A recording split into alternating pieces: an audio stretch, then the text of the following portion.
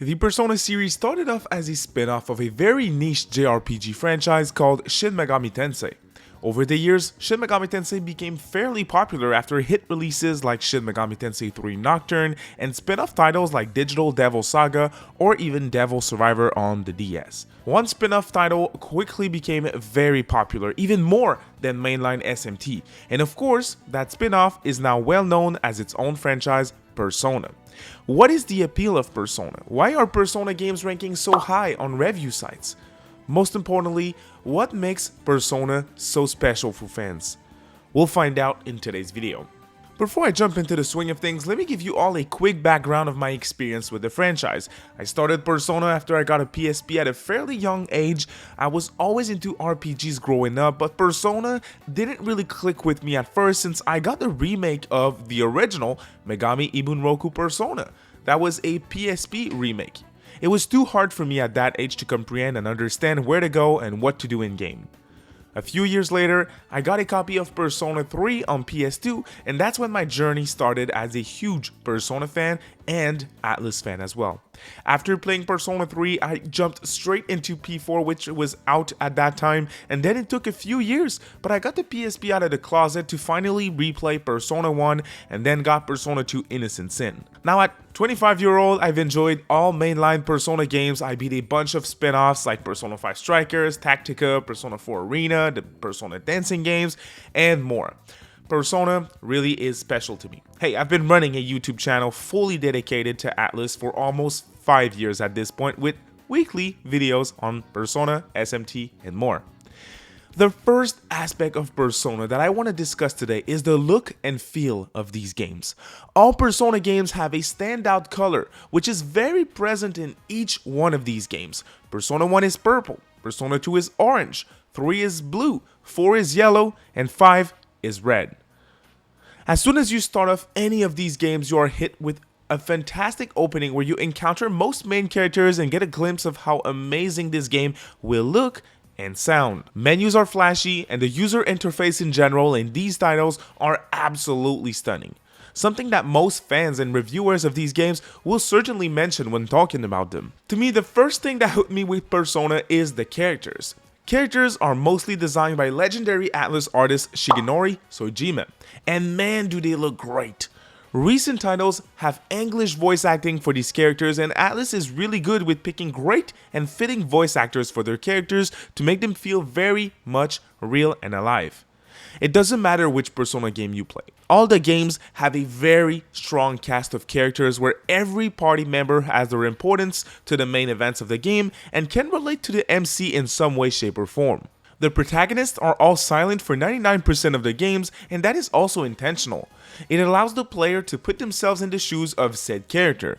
You make your own decisions, you build your own friendships, and that way you have your own voice in this character, in these worlds. In modern titles, you have a system that is now fairly popular in RPGs, a system where you can spend time to bond with your friends in-game. That system, I believe, is one of the main reasons why Persona is so popular.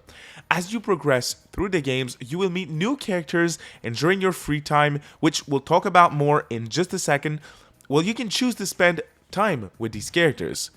That's when you get to live through a cutscenes of interaction between two or more characters to learn more about each other. You decide what you want to say to these characters as well, and that is going to impact how well your friendship is going. After spending time with them, your bond gets deeper, and that gives you advantage in-game for your playthrough.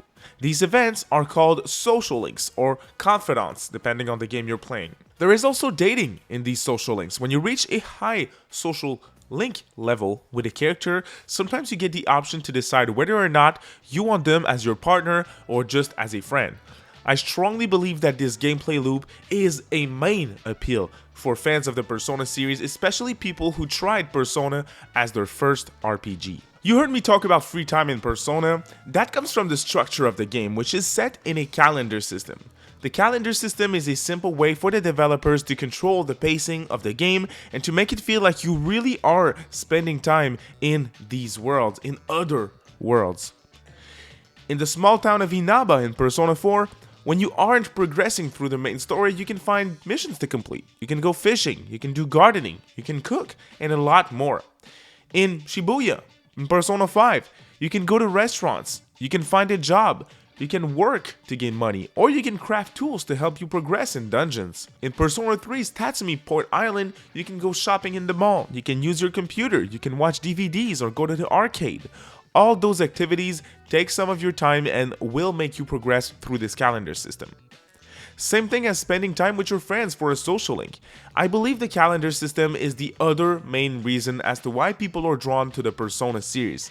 It makes you feel like you really are in a real world, and it allows you to feel detached from reality and more attached to this second reality, if you will. The ambiance in these games is absolutely top notch. The soundtracks are mainly composed by legendary ATLUS composer Shoji Meguro.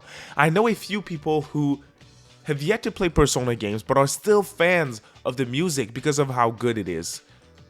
It doesn't matter which game you're playing, the soundtrack is fantastic in all of them. Persona 1 and Persona 2 Duology, you have a dark and very atmospheric music soundtrack, and it's certainly very immersive. In Persona 3, you have more of a hip-hop style soundtrack that is very catchy and fun. In Persona 4, it's more of a pop-style soundtrack which really fits with how everything looks and feels in this town. In Persona 5, you have a jazzy-style soundtrack which again is really fitting with this whole living in a cafe lifestyle, right? We're already deep in this video and I've yet to talk about the main pillar of these games, the story. It's well known at this point that Persona games are fairly lengthy, even when compared to other RPGs.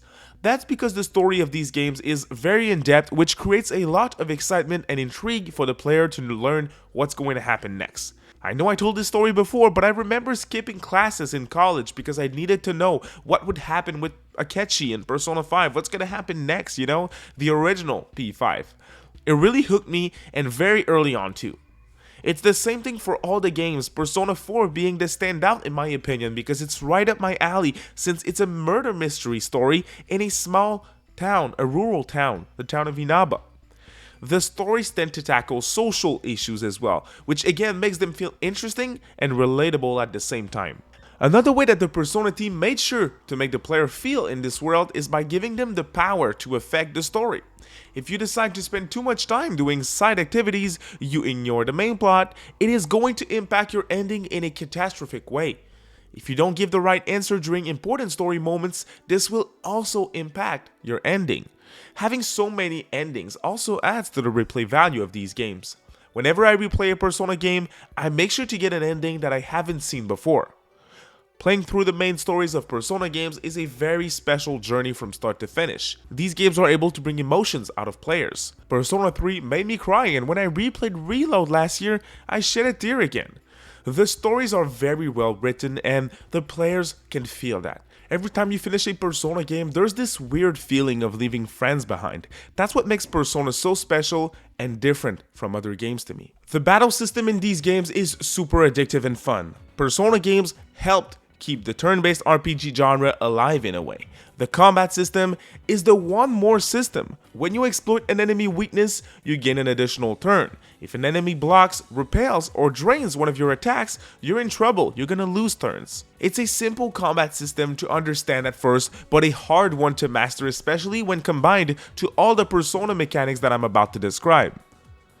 So when you explore a dungeon in these games, you will certainly encounter shadows. Shadows are the depiction of human emotions and are born from humans.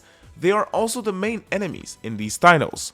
When certain characters feel strong emotion, they might awaken to their inner shadow to summon a persona. Some people say that personas are actually tamed and controlled emotions that come out of a human.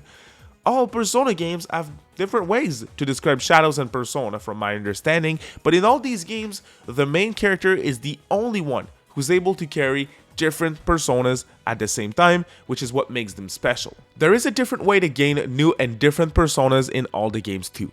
In Persona 1 and 5, you have a negotiation system where you need to discuss with shadows in dungeons to try and get them to join your team, while in Persona 2 Duology, by speaking with shadows you can gain tarot cards and that will allow you to summon personas later on. In Persona 3 and 4, you gain new personas during shuffle time, a system that gives you random rewards after battle. It's all very different, but it's always fun and addictive to encounter new personas and collect all the ones that you like. What's great about Persona is that they are all very different with unique and interesting designs that are Again, very distinct from each other, and again, different from other RPGs. Certain personas are straight out of mythologies or literature. For example, Arsene, Joker's main and first persona, is out of a Maurice Leblanc book. In Mr. Leblanc's book, Arsene, or Raoul, is a gentleman thief, which again is very fitting for Joker, the leader of the Phantom Thieves of Heart. The main appeal of Persona in general, other than the monster collecting aspect that a lot of RPG fans seem to appreciate, is the Persona Fusion system, which at this point is a staple in the franchise. All the games have a location and a character in common, the Velvet Room and its attendant, Igor. In the Velvet Room, you can fuse personas together to create an even more powerful persona. This is where the games gives the player full control over how they want to experience the games. What type of party do you want? What changes will you have to make to your personas to make them viable against a hard boss? This system is very special and clearly a huge standout compared to other RPGs. There is a reason why there is so much media surrounding Persona games, like animes, mangas, figures, art books, and much more. The Persona series is its own thing now, and that's a very good thing. Persona is a special franchise. If you haven't played it yet, I really hope this video convinced you to at least give it a shot.